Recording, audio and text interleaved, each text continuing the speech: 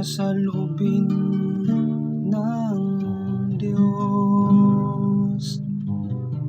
Ating kabutihan lugod ay nasa loobin ng Diyos. Ang batas ng Panginoon ay batas na walang kulang. Ito'y utos ng dulot sa tao ay bagong buhay. Yaong kanyang mga batas ay mapagtitiwalaan. Nagbibigay ng talino sa pahat ang kaisipan. Ang kabutihan lugod ay nasa loobin ng Diyos. Iyong paggalang sa puon ay marapat at mabuti.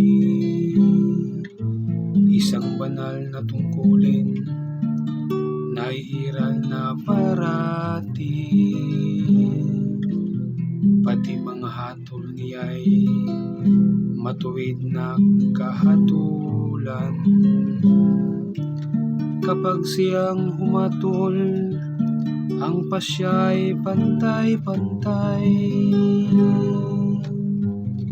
Ating kabutihan lugod ay nasa loobin ng Diyos.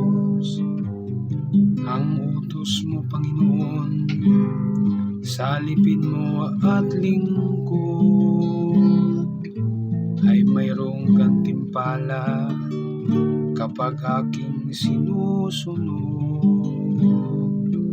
Walang taong pumupuna sa gawa niyang hindi angkop. Kaya ko ay ligtas sa lihim na gawang bugtong.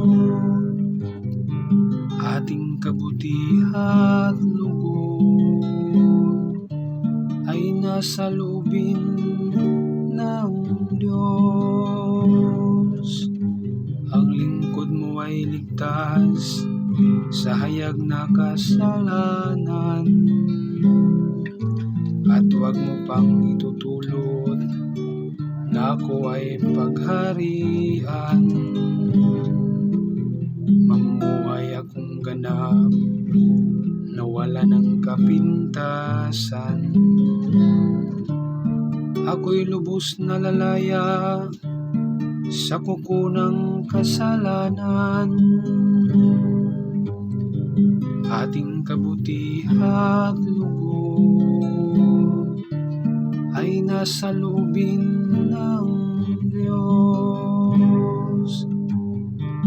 Ating kabutihan lugod ay nasa loobin